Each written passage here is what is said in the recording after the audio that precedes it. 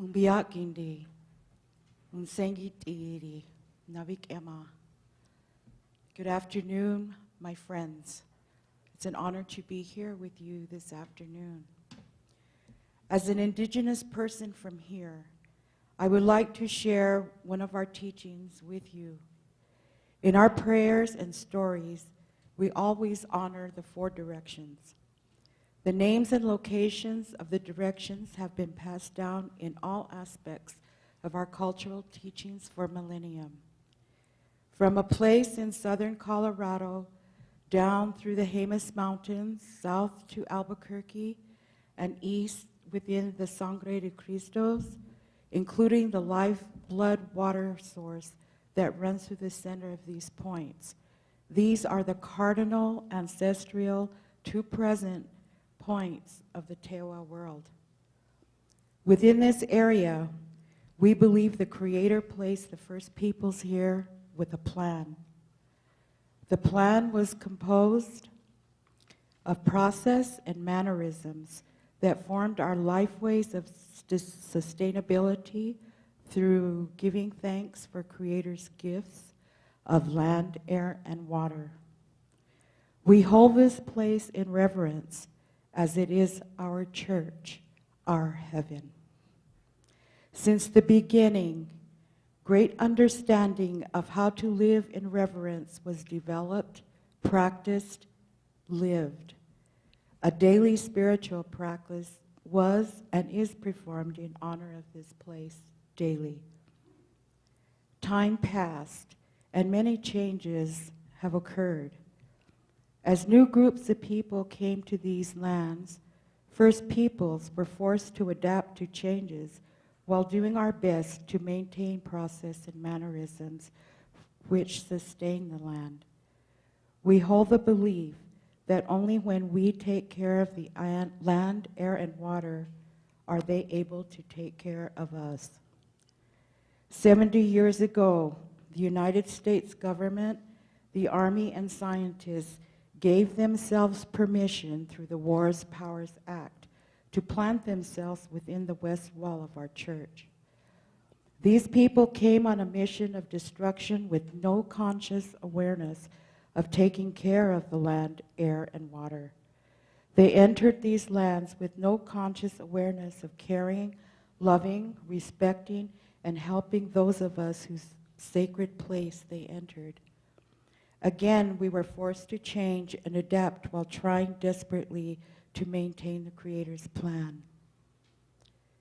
Through need for survival, we were forced into feeding that energy of destruction and beginning to live in unsacred ways.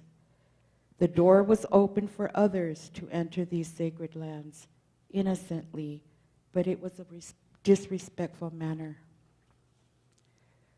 Today, I invite you to consciously join me in awareness that we are all gathered together inside of the Tewa world, here at H.O.P.E, which is only one of many sacred places given by the Creator to the people.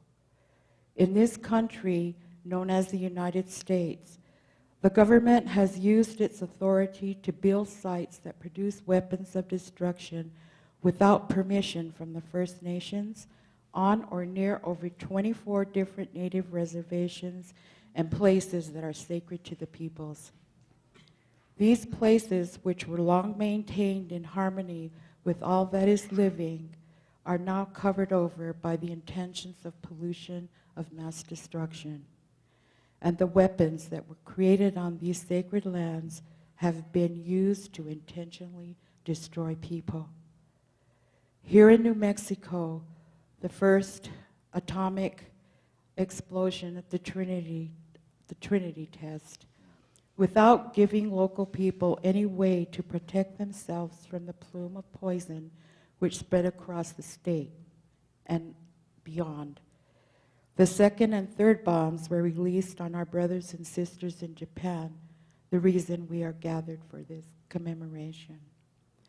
More than 500 above-ground tests have occurred around the world.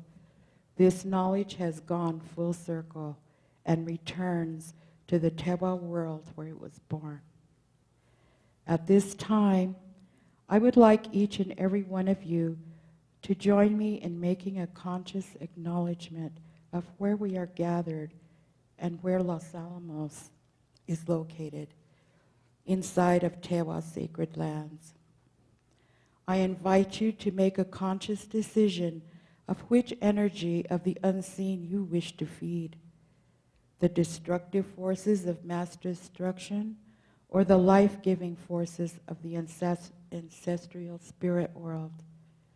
Consciously or unconsciously, each of our mannerisms, our daily way of living, the way we speak, how we walk on this land, what we choose to focus on, are feeding either life-giving energies or the forces of destruction. We all have energy within and around ourselves. And this will only take a couple of seconds, but I'd like you to close your eyes, take a deep breath. I ask you to ground yourself in full awareness of where you are, here in the Tewa world, a sacred area since time immemorial. Take this thought from your mind to your heart and allow yourself to become comfortable with it. As you enter this world, allow yourself to connect with life-sustaining energy that was placed here by the Creator. Give thanks for your life, sustaining energy that was placed here by the Creator. Be happy with the thought of where you are. Be happy with this feeling. Concentrate and feed this positive energy with your presence. Allow yourself to connect with the ancestors. Have no doubt of their presence. Ask for permission to be among them and ask for their help to restore our mother. Grounding yourself in this practice, especially as you walk near or within the west wall of this sacred church, will allow the ancestral spirits to awaken, and they will be fed. Try your best to ignore the presence of the destructive and hold your focus on all that sustains life. In some ways, it's difficult, as we have been trained to focus on that which threatens us rather than that which sustains us. But know that what we focus on increases in strength. We unconsciously feed what we most wish to overcome with our disdain and rhetoric. With every mannerism of our lives, we must feed that which sustains life. During this time in our Pueblo calendar, we are living in deep prayer, preparing for cultural happenings. Instead of leaving our time of prayer to be on this panel, we decided to bring this mannerism to share with you. We invite you to join us in taking action to abolish nuclear weapons using the mannerism of the Tewa people. We are asking you to take part in a specific action, using life-sustaining energies that offer empowerment and an opportunity for us to enter right relationship with each other on this land. The day I was asked to be on this panel, I was given a vision or a dream of this life-sustaining action. I saw our Pueblo governor's offices being flooded with letters of acknowledgement and heartfelt prayers from all of you who stand in solidarity with us for the care of this land. I saw your prayers lifting the spirits of the peoples, helping to take the next step we have to take to abolish weapons of destruction.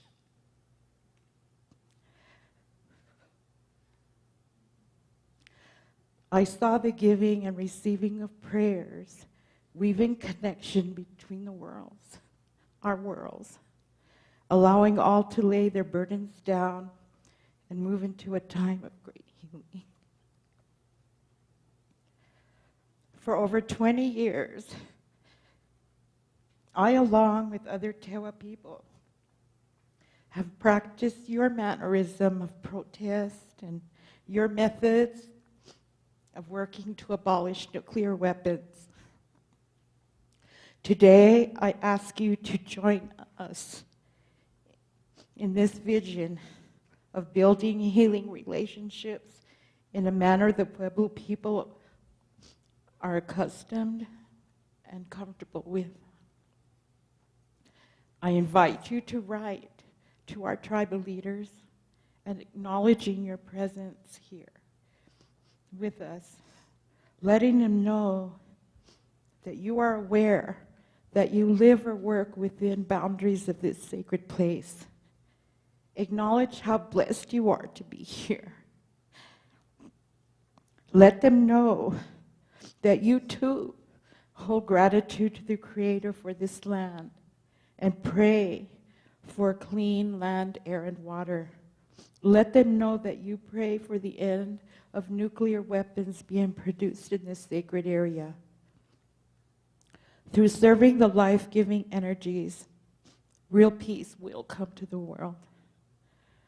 Today we have good-spirited people here who support this action and are here to help with letters of prayers. Please join us in this effort, and let's see where it goes. Let's see where it takes us. Kutna waha'a, many blessings to you all.